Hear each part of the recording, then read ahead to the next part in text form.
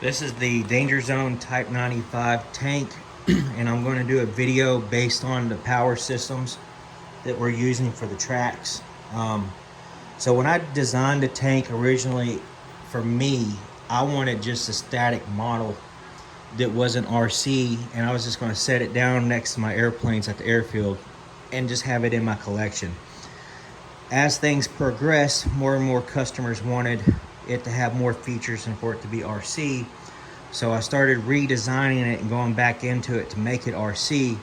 Now I'm an RC airplane guy and I know a little bit about crawlers, but I am no tank expert by all means. So I created a experimental power systems for the tank and been playing around with different gearboxes and trying to find the right combination of what would make this thing perform for the cheapest amount of money, basically.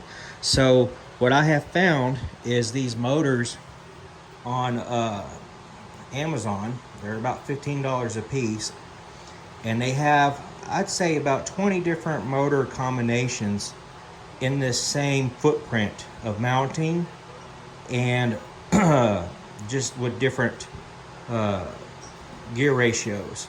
So this is like a 4700 RPM brush motor on 12 volt, and it is geared something like 157 or so. And so the max RPM on 12 volt, this output shaft here is going to spin 300 RPM. So we tried these in the tank and it would barely run it in the house without the upper body even on the tank. So it was very, very restricted in what it can do. Then we tried the 60 RPM motor, thinking it would have more torque, and it didn't even do much better at all. So then I started playing around with the idea of putting RC quality, RC crawler motors in the, this here is an ADT in my hand here, on the motors, as you can see here. So I had to modify the gearbox to fit this motor, and I'm going to get into that a little bit more as we go into this video. And I've been running a whole bunch of different tests trying to find the right brush motor to run this tank, because it's heavy. It's 25 pounds. So each motor needs to be able to handle 25 pounds. There's two motors in here. Let me remove the access hatch. This is a magnetic access hatch, by the way. There's two motors in here, okay? One for each drive track. Two separate systems. So there's two motors, two ESCs, throttle controllers, two batteries, two channels. So you can run each track opposite. But each motor has to be able to handle 25 pounds, especially if this side stops and you're trying to drag the tank to make a turn. So I have not found the perfect setup yet. But where I'm at this point in time is any 540 or 550 sized brush motor, or the equivalent of a brushless motor, will mount to a modified gearbox. And that's a good news, because now there's thousands of different motors that we can play with, okay? And I just haven't reached the right motor yet. And anyhow, so I went with a 55T on one side for testing against the 80T, using the same gearbox, because I got, as you can see here, I've been playing around with different gearboxes.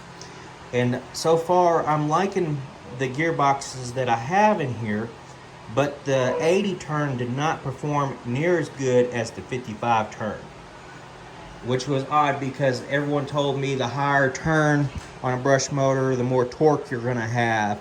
Well, I'm telling you, I went with the highest turn brush motor there was, which was an 80T, and this side just did not run very good at all. It was nice and slow, but no real power, no torque to even turn much on its own. I was mostly turning in my videos using this track, not this track, because this side just didn't have the power.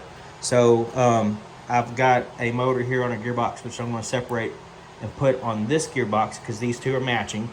I've been buying them in pairs. So in this video, I'm going to remove this motor and install this motor on this gearbox and put it back into the tank. And by doing so, I will be able to show you what I did to make the motors fit the gearboxes and what I have so far as that's concerned. And I'm at the point now where I'm happy with the tank with this motor and this drive system. It runs great on hard flat surfaces or packed dirt. It is not going to do good in grass. The tank will go forward and backward in grass, but it will not turn. I need a lot more power to make this turn. So do yourself a favor. You're probably going to want to go with a nice, expensive brushless system on each of these tracks. But you can hook that up on this gearbox, because there's tons of brushless motors that fit the 540 and 550 series motors. And you're probably going to want something maybe 2500 to 3500 kV. That'd be a good starting point. And get you a nice ESC, because once you have a nice ESC, you know, it's not too bad buying different brushless motors, but you're going to want one with a lot of power, a lot of torque. And they say that brushless can put out 6 times the amount of power that a brush motor will do. So I may end up doing that myself, but for now, I'm just going to go with the 55 turn, which is over here, and get it to where this side is performing as good as this side. And I'm going to let my tank be this way for now. And it definitely performs better than the 21st century M5 Stuart tank. Anyone who has one of those, you know what I'm talking about. It will run in the grass, but it really struggles to turn. This tank is heavier than that tank. It'll run in the grass forward and backward faster than the M5 Stuart tank. But on hard surfaces, I can run donuts around the 21st, and I have videos to show that. I may even add that video of these two playing around on my kitchen floor, and you can see that I've already got mine running way better than the M5 Stuart tank. And I think with some more playing around with the motor combos, you will have what you want, where it'll run in the grass and everything. Anyhow, so like I said, it's meant to be more of a collector's piece. I don't know how long I'm going to be producing the Japanese tank. So far we have sold about 8 units of them, and as long as you guys are enjoying them and really wanting them, we'll keep on trucking with them. But you know, it's a lot of work for us to print these. As you can see, we have all these machines running nothing but tank parts right now. Well, with the exception of this one. Anyhow, but so it's dedicating a lot of equipment use to running the tanks. But let's get into this. Let's get this pulled apart. I've already wasted 8 minutes of video here, so I might have to do some editing. I don't know. We'll see. Bear with me here. I've got to find out how to use this stand and find a way to position the camera where you can see what I'm doing. I guess I could give you a little bit of a walk around real quick on the tank. So you know you got an access point here. We also have a functioning toolbox for storage or whatever. This is also magnetic, and that's where my batteries and ESCs are, receivers. It's got a functioning vent for temperature to allow some cooling to flow through the tank. The hatches work, and the man will drop down inside and fit inside the hatch. Let's remove my pilot that's going for a ride over here. The tank has a big access hatch on the bottom. Let me see if I can't roll this over. I'll try to lift it up. It's very heavy.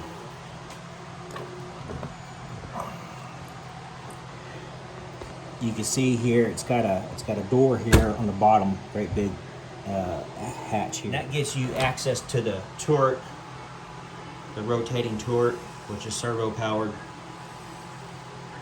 It's got a 360 continuous powering digital high torque servo in there.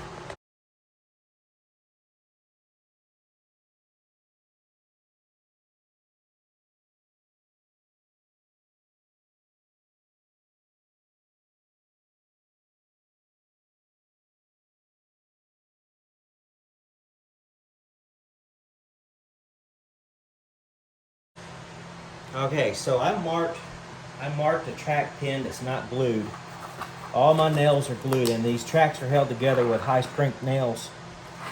And I marked one of them with the little black Sharpie to be able to get access to pulling it out. Just gotta find it. Occasionally one nail would break free, the glue might come loose. So I only put a drop on mine because I wanted to be able to make sure I could pull my tracks apart in the event that I needed to make any kind of repairs. I didn't want to put gobs of glue.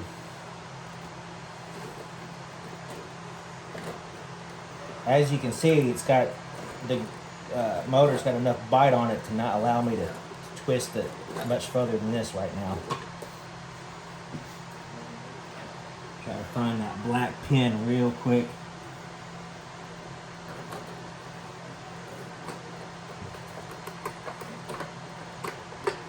Okay.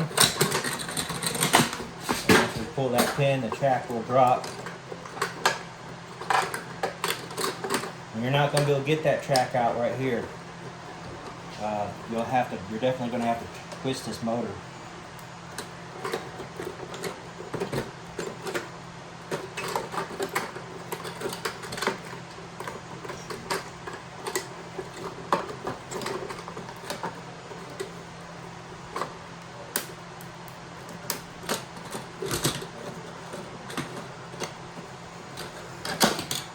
All right.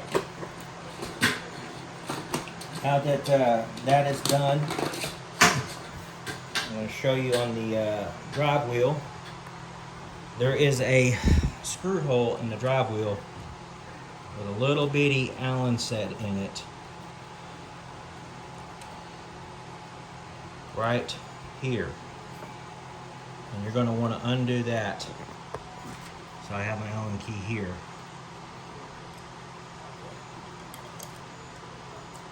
I gotta set this down again.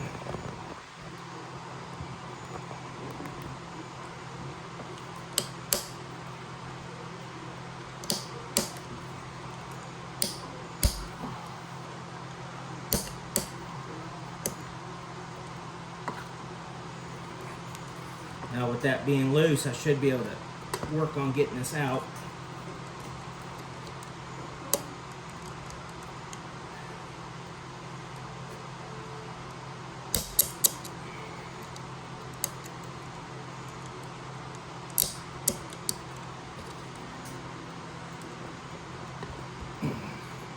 It's definitely tight.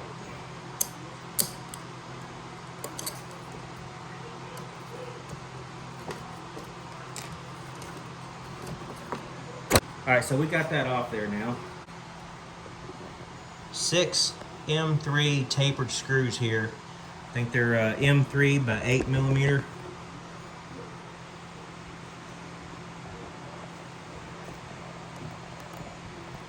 That's holding the motor in. But since the motor's being held in by those screws, it'd probably be wiser for me to go ahead and desolder. These right here, using the tank to help hold it, especially since I'm trying to do things with only one hand. Let me try to set the phone up using the tank barrel here. Try to get a good view here. I'll do the best I can to get it where you can see what we're doing. All right, so now let's go ahead and take the soldering iron, and I want to desolder the bottom one first, just like that. And then we'll take the top one out. You definitely don't want to touch the body with a soldering iron. It will melt this plastic so quick. All right, now we got that done.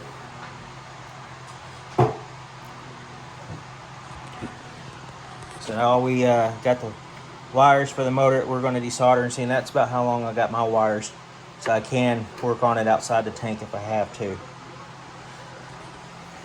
All right, so now let's go ahead and get the 6 screws out.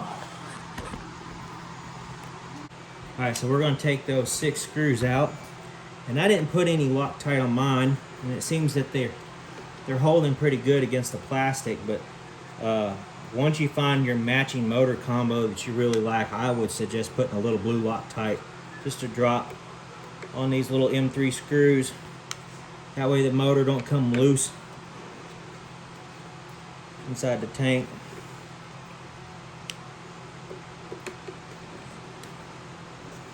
And I always save the very top motor, top screw for last when I'm pulling this out. I find it making it a lot easier.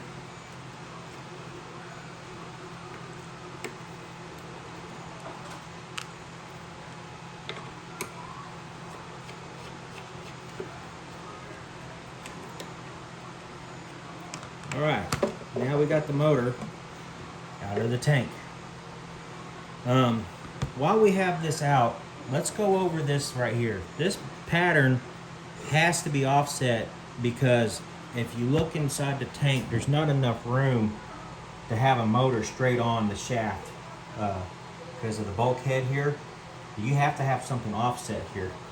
And if you are interested in only having your tank as static, what I do is in the kit I include this, okay? And this goes in on the inside here. You would press this in, and then that would allow you to put a bolt, a 1/4-20 bolt, will thread into this shaft if you force thread it, and the 1/4-20 is a slip through on this. So you can put a 1/4-20 in a washer on the inside here through this hatch door, and then thread it in and snug it up, and you'll have a pusher toy. You won't have RC. There will be no motor, and this is included in all of our kits. And it snaps in there pretty good. You don't even have to glue it because the two being bolted together is going to keep it in. So that way you can always later on pop this out and put a motor in it and make it RC if you wanted to. Now we got the motor out. Well, now that we got a better view. All right, so there's the piece I was talking about that the 1/4-20 would, you would put that on the inside of your tank, 1/4-20 bolt through into here, you would thread it into here, and you would have a pusher toy. All right, so now I want to show you, this is the 60 RPM gearbox, and we're gonna take it apart here because I want to install the 55T motor on this gearbox. That's what I'm liking so far from all the stuff that I have played with. I might try a set of 35T motors next.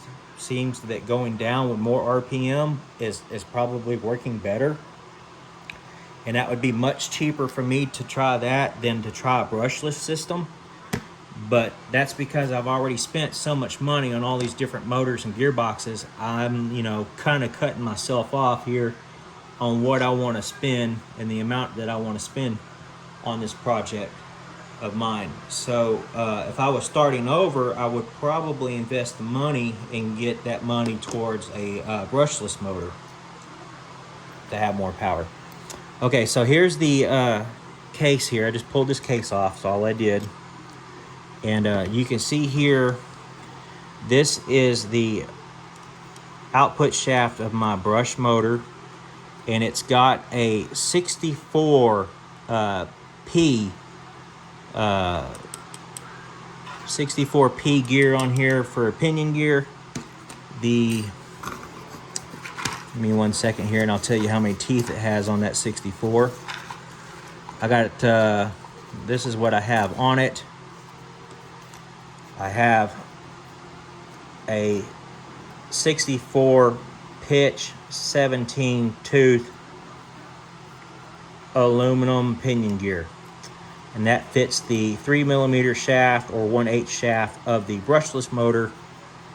The original motors come with this. It is like a 12 gear 64P, and it's a press on. There's no way you can get that off. And this motor shaft is only 2mm compared to the 3mm shaft on the bigger motor. And you can see the sizes. Now they're about the same diameter here, but this motor is definitely better than this motor. And the 55T motor is better than the 80T. So you know, I'm now, and seeing I had a different gearbox here, but I'll explain that when we get to this over here. But first, let's go back to this right here. So I'm going to take out this screw here, and there's another one underneath these gears here. So I got to pull all these gears out, and then I'm just going to lay them out here on the table in a nice organized manner. Let's move that set screw out the way. All right, so number one, you just lift up on it. And I like to lay them down in the order that I pulled them out. It's the easiest way to keep track of them.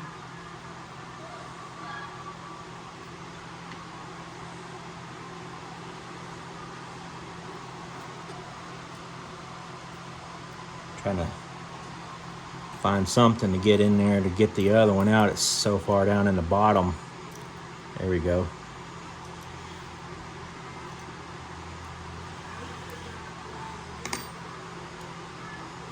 Oh, wants to be stubborn. I dropped it in there. It's okay. We'll get it out there. All right. And it came out of there just like that. Okay, so now you can see the two screws and the pinion gear here. And now we want to take my Allen wrench here and remove this. These are also 3mm screws, and they're 3x15. Personally, get you something that's like 3x20, and then you can use lock washers on them and put the washers up here, so your head's set a little higher.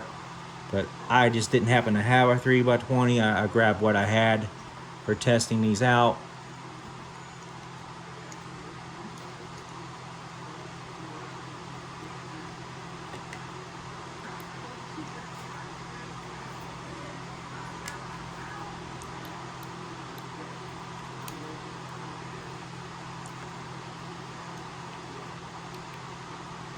So the original gear motors, we're going to separate this right here.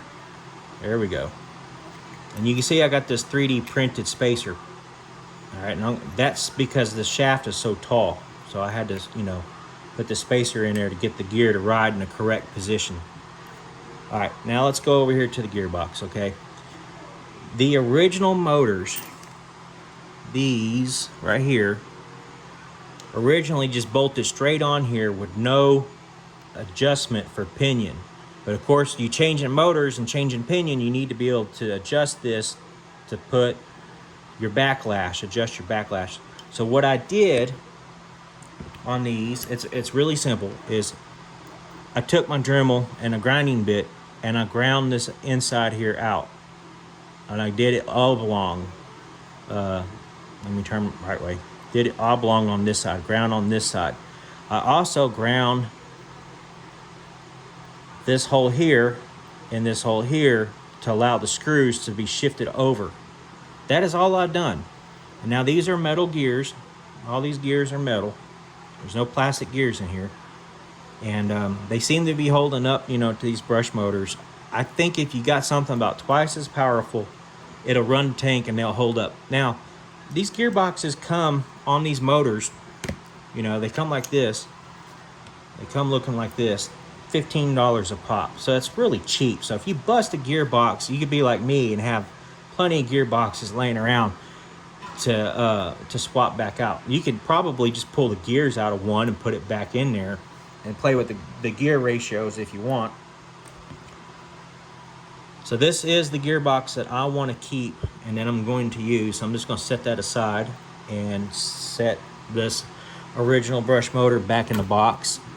I do not want to use the 80T motor. It just did not produce enough power And this adapter that I 3D printed, I've actually 3D printed quite a few of them for different thicknesses and heights. I'll show you that over here.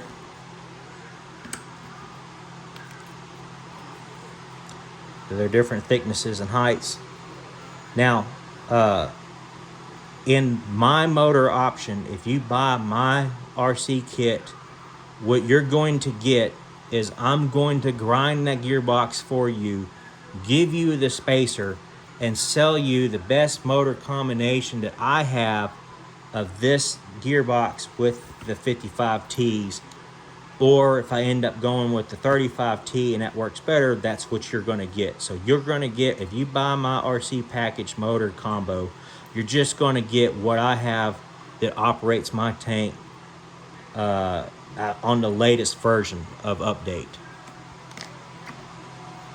Like I said, it's experimental, but I know I need stronger motors than this, but this does operate it to the extent of its counterpart, which is the 21st century M5 Stuart tank. It does perform better than that tank, and I will add that video to the back of this video so that you can see that it does outperform that tank.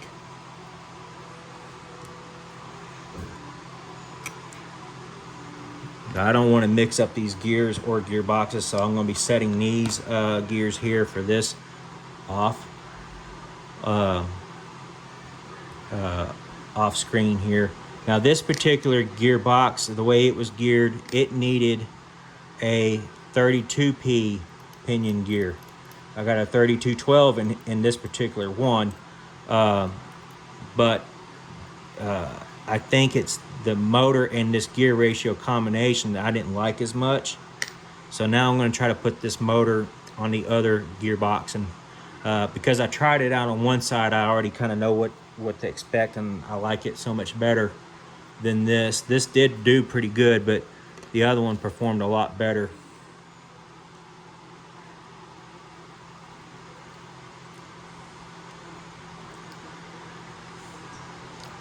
Let me get this here out.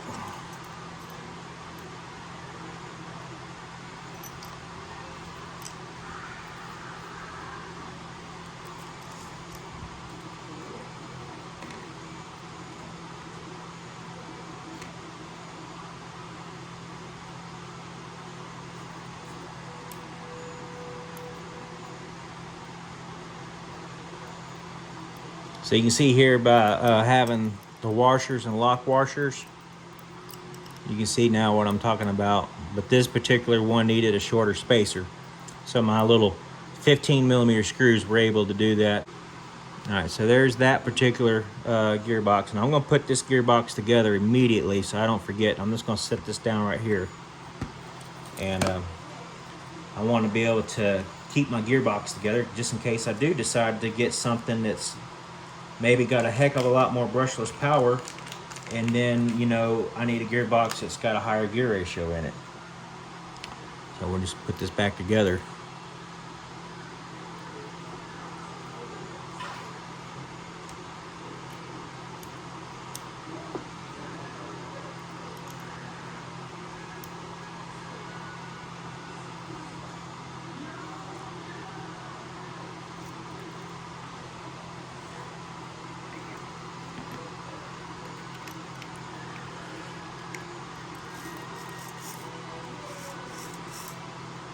This one's done been worn off what it was.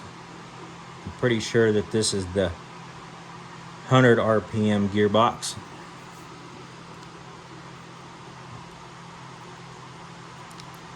Because I bought a 60, 100, and a 300. And I'm going with the 60 back in there, which means it's got a higher gear ratio. And this has got to be the 100, because I have not played with the 300 RPM gear ratios yet, and I'm thinking I'm going to need those when I get some 13,000 RPM brushless motor in this thing. I want to be able to change that gear ratio. All right, so here's both my 100 RPM 100 RPM gearboxes now, all put back together. So we're just going to set these aside and out of the way. We're going to take the 55T motor that we wanted and pull this plastic deal here off of it and change this pinion gear. And I'll save this pinion gear for another project.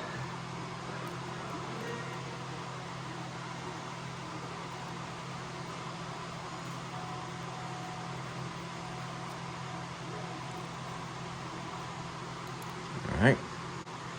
Now these motors have a flat spot here that you want to set your set screw on.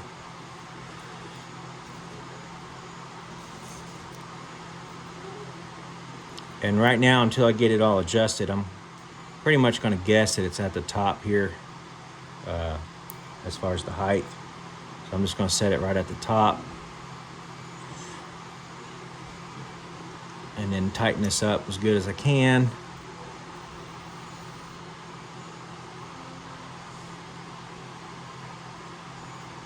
All right. And then I want to grab my gearbox. And obviously we need my spacer. And it looks like what I'm going to do is just match this up real quick off of the other one and try to find out which one I used.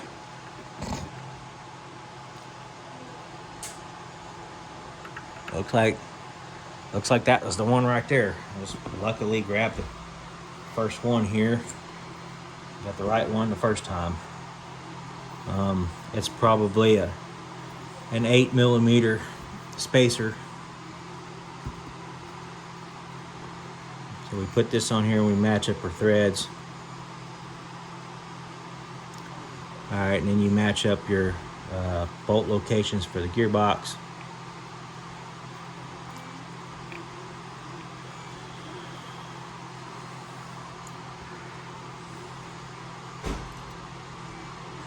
Tell you, this was always the funnest part, is trying to get the screw to go down in here.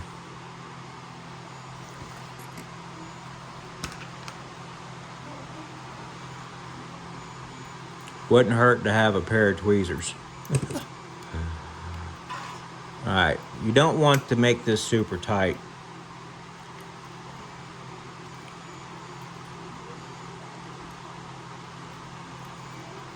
Because you need to be able to adjust it.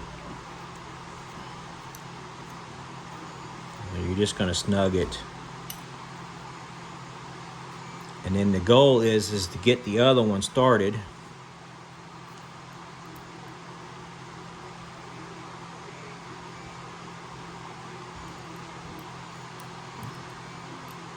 The reason you want it started is because you don't want to end up sliding this in to set the backlash and then find out that when you go to put the screw in, you can't get it in because the spacer and everything don't line up. So you kind of want this one in there started on the motor.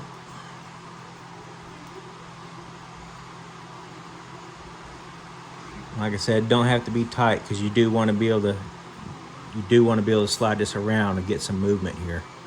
All right, so now we put the first gear back into the transmission here, or this gearbox. Put it in there, and then you're going to want to spin this and try to use something small so you can see it. You want to be able to spin this and get it. Make sure it goes freely all the way around. Sorry, I have to use my fingers, so I'm blocking the camera. And that feels pretty good right there, and I kind of like the feel of that, the back mesh. You don't want to feel anything grinding. So I'm going to go ahead now and tighten up this first screw on this side. I'm going to tighten it up real good.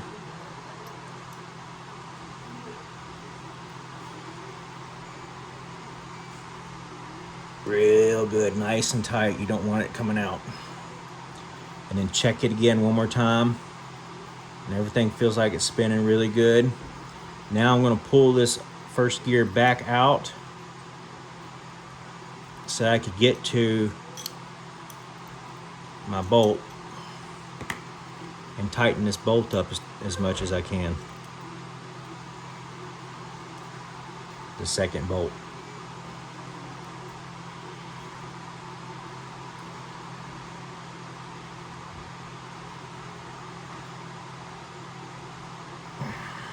Again, keep in mind that they're only 3mm screws, so you don't want to break them.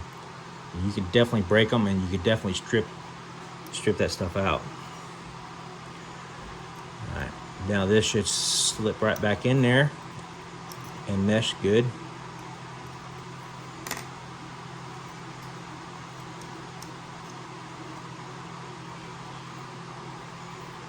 And it looks like it moved a little bit while I was tightening it up, because now I can't get it to mesh up.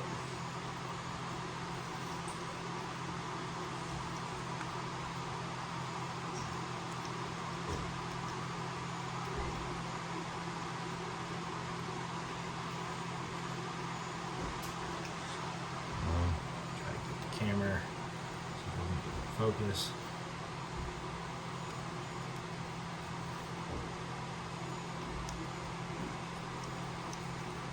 All right, that feels really good. It might have just been a little piece of grit in there. All right, so now we're gonna go ahead and try to put this thing back together.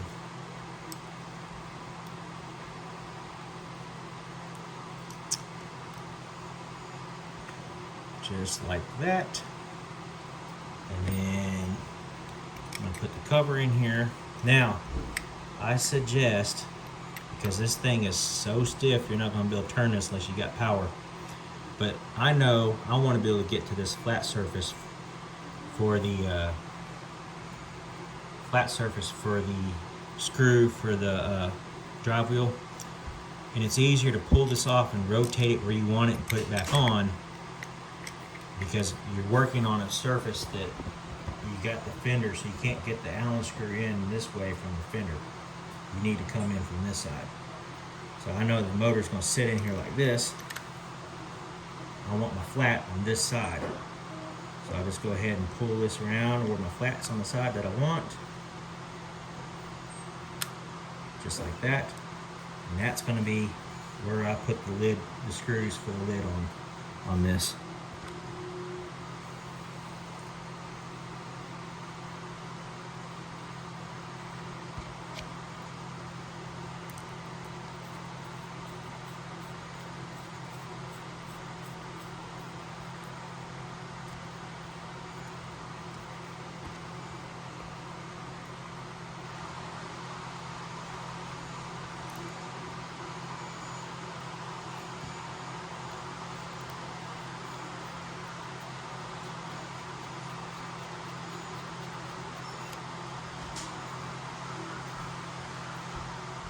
These don't have to be super, super tight, just snug, because it's going to be against the tank. It ain't going to come out. All right, now we'll put this right back in here.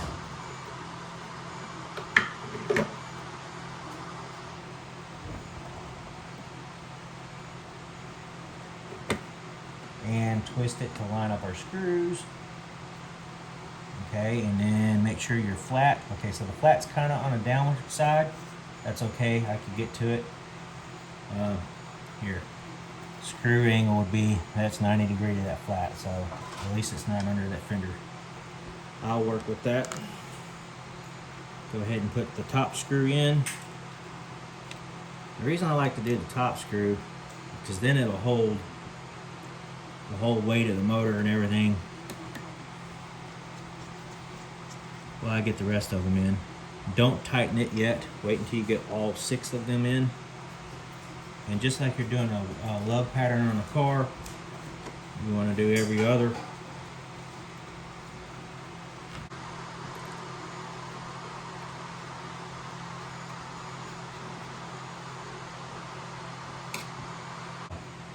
Eight. I think you can even do a 3x10. There's plenty of room in the motor for them.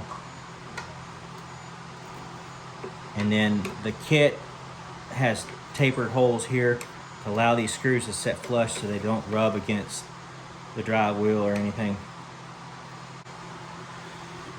Okay, now remember I pulled my set screw out, but I'm just putting this back on here to see,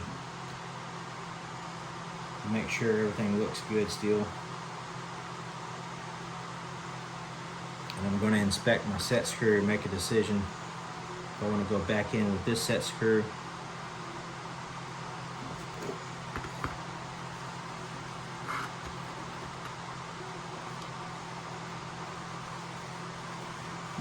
Set screw looked pretty good, so I'm going to put it back in.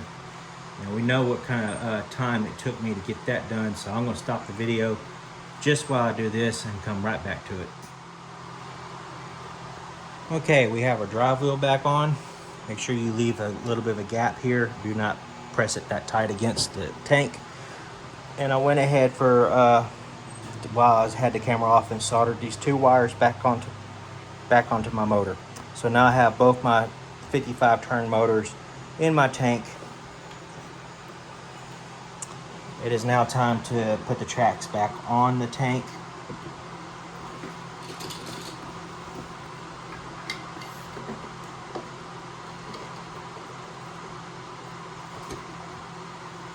There's no real easy way of doing this. You can turn the tank on and slowly drive the motor back and forth if you want, which is probably going to be what I do.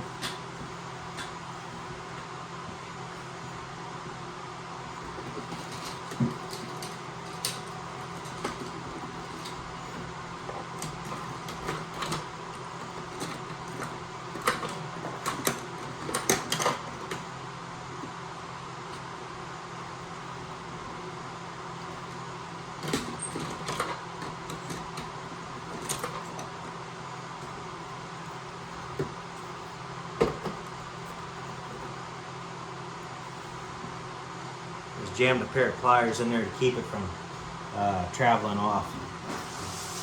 You're not going to be able to turn this by hand with the way this thing's geared, and you're not going to be able to just freelance roll that in there.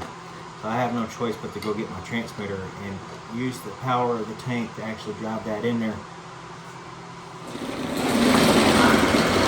This is the 80Ts on the old gearboxes that I took out. The 55Ts are better.